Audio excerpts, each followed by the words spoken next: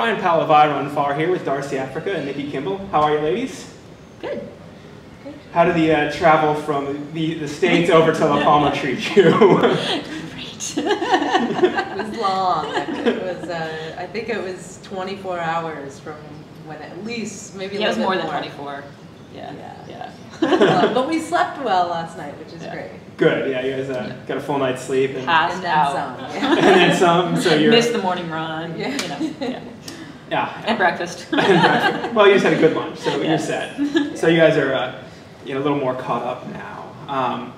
What do you think, you guys have now been over here a couple times to run in Europe. What is the impact of that travel on actual racing? Do you have experience with that? Does it affect racing at all? I'm sure it does. I think it's hard to tell exactly, to pinpoint what it is. Yeah. But I think it definitely changes some things in your body. It must. Yeah. Yeah. Well, and the other thing is we don't usually, like with UTMB, we were both there earlier than this. I mean, it's to get here 2 days in the afternoon, 2 days before the race, having flown that long is it's not the way I would choose to do it. It would be nice to have a little more time to get over the jet lag, but yeah. So what you guys slept well last night. You're eating well today. Are you gonna try to? And then hopefully sleep a little bit tonight, and then we'll get up early. Yeah. So what draws you ladies to race in Europe? What's the draw? for me, it's all about seeing a new place. It's all about seeing new trails and enjoying different people from around the world, and it's the experience of it. It was an opportunity potentially of a lifetime to come here. So, we're pretty far out there. So it's an honor to be here, and it's La Palma's not a destination resort for most Americans, so it is. Yeah, I mean that was a lot of it, was getting to race somewhere new. I mean I've done a lot of the same races over and over again, and it's nice to.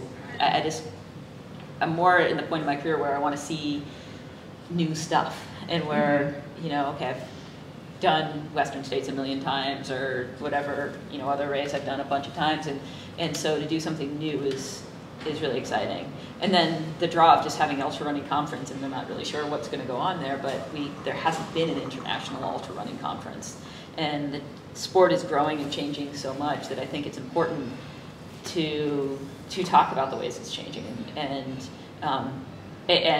maybe establish some sort of international standards. Like you could see at today's meeting, that pre-race meeting, that there was a lot of confusion and nobody had any idea what was going on. English, French, Spanish, and probably some other languages of trying to figure out what mandatory kit you needed at the start, where you could drop it off. Could you drop it off to the organization, to your I don't think team? that the word drop bag wasn't very clear. Yeah. Actually, it was not an international word. It was like drop bag. Yeah, every single piece of gear was Yeah. like that. Where can I pick up food on the course? Can I leave my blinking light? Can I leave my other light? So, it'd be...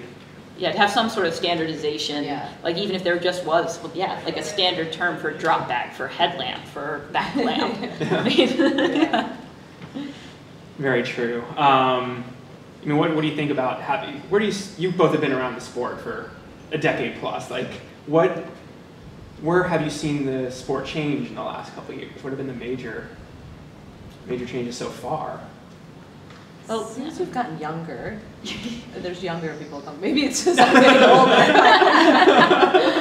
But it seems like people are starting at a younger age. Maybe not. Definitely. Yeah. Definitely. Yeah, and I think they're more. It's more. It seems like people are more. The people who are starting at younger ages are more focused on ultra running than they are on other things in their lives. I mean, I remember my first U.S. 100K team.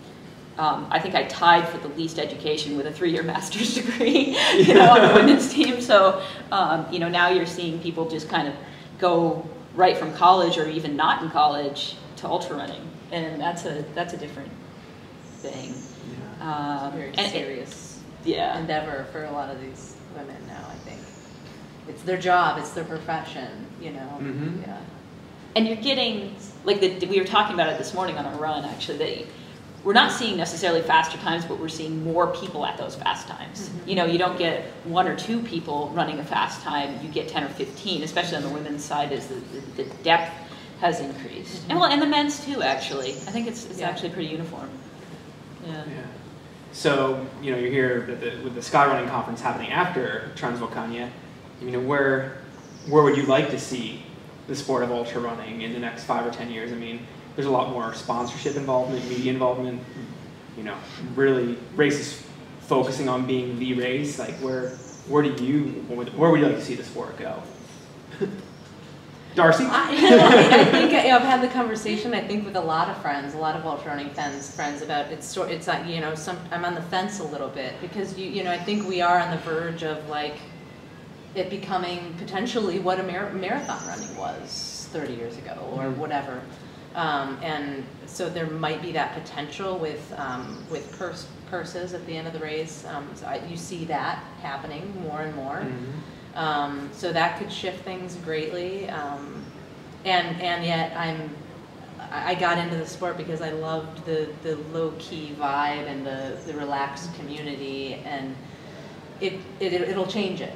It already has changed. So it is, you know, and especially when you come to Europe, I think they value the sport differently than we do in the U.S. And so there's a lot of media around it. There's a lot of hype around these races, and it changes it a little bit. So, and I'm not sure where I sit in that in that realm. Right, we have a solution. Yeah, and I think I'm kind of the same way. That you know, I think you know it'll be really great to see what how people can perform when they're not working 40 hours a week at a professional job and still running. I mean, it'll be. I think that's going to be exciting, and you know, I like to see that those performances can get better, and you certainly can get better if you're, you know, I mean, if there's money out there and people aren't having to focus on work and the other parts of their lives as much, we're going to see better performances, which I think is really, really, really cool and really important in a way, and well, in a meaningful way it is. But you know, I think also what I hope is that there's still going to be those low-key races out there where people just go out and, you know, and there's not media hype around it. And I think that will be the case. I think we'll have, you know, some races around the world that are just these key races with boatloads of media and lots of prize money, and then hopefully there'll be races that aren't, you know, that have more of that old school vibe of, you know, low maintenance. Like, you know, you have your aid stations have like water and Gatorade and some salt potatoes, and that's it. And you know, I think it's good to have the option to have both worlds of ultra running. Yeah, and so far, I mean, it seemed, you know, the number of, you know, really important hunters has maybe increased by 2 or 3 in the last 5 years, but the number of hunters overall has tripled. Like, there's so many new low-key races coming in at the same time as Run Rabbit Run hundreds, or UTMB stepping up, or Right. Races are filling so much more quickly. I mean, I remember the day when I could sign up the week before, which is sort of how I love to do it. I want to go to this one this weekend, and you could do that, but you cannot do that. Yeah, I miss that a lot. Yeah. That's that's the biggest thing I miss. Yeah. Being able to just go do what you wanted to do. Yeah. You know, that was cool. Now it's like January 1st, you know, I better have signed up for everything I need to this year, or else. And you have 4 hours before it closes, so if your internet goes down, just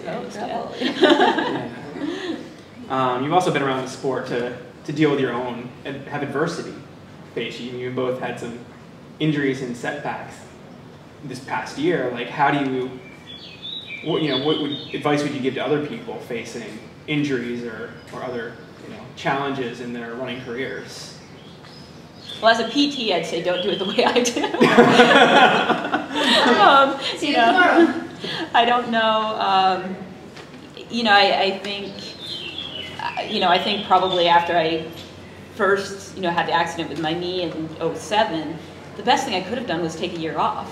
And, you know, there was still a little sponsorship stuff, and not that they were super pressuring me, but I kind of felt like, well, if I take a year off now, I'm never going to get any, you know, help, you know, getting back into it. And I think it is important to be able to, you know, when you have a setback, take the time to heal that thing as much as you can, and then start, you know, and then start up again. But at the same point, it's ultra running. I mean, after you've done it for 10 years, you're going to be injured, or you're going to have an ache or a pain pretty much all the time anyway. I mean, you know, I think for the first 10 years or so, I stayed super healthy, and then, you know, never had a problem. And now, you know, I think you have to accept some level of injury. Yeah. Yeah, I mean, I think we've been talking about that quite a bit in the last day, about being in the sport for a long time and sort of running for many years. And for me, I kind of thought I was indestructible in a way, and then realizing that you're not is just a big wake-up call. So I think for runners going into it, I think this morning we had a conversation about something that I didn't do early on was have like a strength training routine. So actually in conjunction with, because ultra running breaks down your body quite a bit, obviously. So having something that's in your regime that is about, you know, doing squats and core workout and those kinds of things that are actually building, you know, building up muscles and building up strength as opposed to breaking it down all the time. So that would be something I would have changed. Because yeah, right now it's, I'm learning a lot this last year. Yes, exactly.